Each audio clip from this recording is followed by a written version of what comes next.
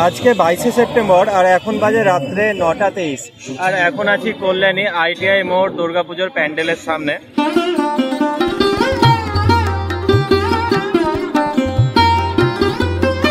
ITI মোড়ের প্যান্ডেল তোমরা দেখতে পাচ্ছ এখানে টোটালি প্রায় কমপ্লিট হয়ে গেছে।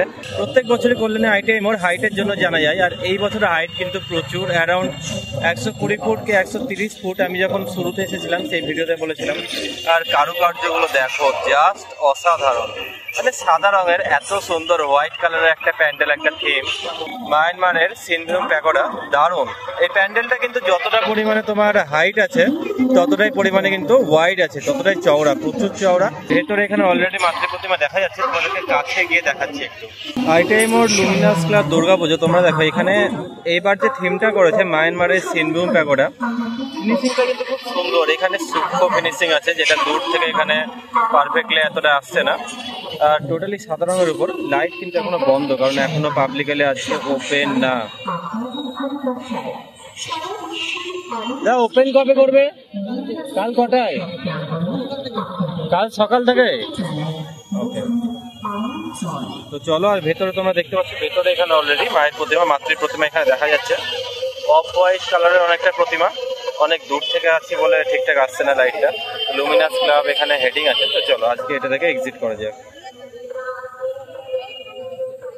কল্যাণী ITI মোড় দুর্গাপুজো দেখতে এসে তোমরা যদি কল্যাণী থেকে ITI মোড় যে অটো ভাড়া, যেটা 15 টাকা বা 20 টাকা, সেটা যদি বাঁচাতে চাও তাহলে তোমাদেরকে একটা শর্টকাট উপায় বলছি, যার জন্য তোমাদের অটো ভাড়া 15 টাকা 20 টাকা বেঁচে যাবে।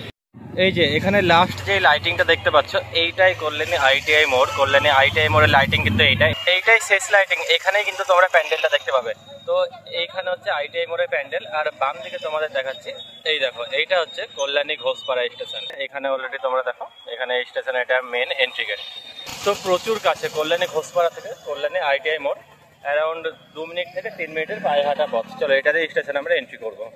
কল্যাণী ঘোষপাড়া স্টেশন, সেই আগের স্টেশনটা নেই ভাই। অমৃত ভারত প্রকল্পে কল্যাণী ঘোষপাড়া জাস্ট অসাধারণ করেছে, দারুণ দারুণ। এত সুন্দর লাগছে দেখতে রাত্রেবেলায়, দেখো খুব সুন্দর করছে। এত ছোট্ট একটা স্টেশন এত সুন্দর করবে মানে ভাবা যায় না, জাস্ট দারুণ। এবার প্রশ্ন হচ্ছে, কল্যাণী ITI মোড় দুর্গাপুজো কবে উদ্বোধন করবে ফর পাবলিক? আমি কালকে একটা ভিডিওতে দেখলাম যে মহালয়ার দিন বিকেলে 4টে-5টার দিকে এখানে ওপেনিং করেছে, কিন্তু মেবি ওটা প্রিভিউ ওপেনিং ছিল, যেটা হয়তো কিছুক্ষণ টাইমের জন্য ছিল।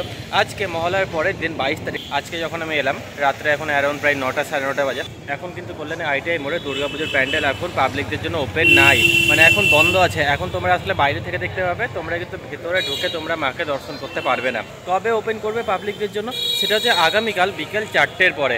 এখানে অ্যানাউন্স করছিল একটু আগে, আমি আরও 2-1জনকে জিজ্ঞেস করলাম। আগামীকাল মানে 23শে সেপ্টেম্বর বিকেল 4টের পরে যদি তোমরা আসো, তবেই কল্যাণী ITI মোড় দুর্গাপুজো। এই বছর যে থিম করেছে মায়ানমারের সিনভূম প্যাগোডা, তোমরা প্যাগোডার ভিতরে ঢুকতে পারবে, আর ভেতরে ঢুকে তোমরা প্রতিমা দর্শন করতে পারবে। মাতৃ প্রতিমা ভেতরে দেখলাম এখানে খুবই সুন্দর, দূর থেকে দেখলাম অফ হোয়াইট কালারের মাতৃ প্রতিমা, এবার খুবই সুন্দর, অন্যতম লাগলো দেখতে। আর কালকে বিকেলের পরে আসলে তোমরা লাইটিংও দেখতে পাবে, সাদা রঙের প্যান্ডেল, লাইটিংয়ে দারুণ লাগবে। আর দিনের বেলাতেও যেহেতু হোয়াইট কালার, তোমরা যদি ভিড় অ্যাভয়েড করতে চাও তাহলে তোমরা দিনের বেলায় আসো, সন্ধ্যের পরে স্বাভাবিক এখানে ভিড় হবেই।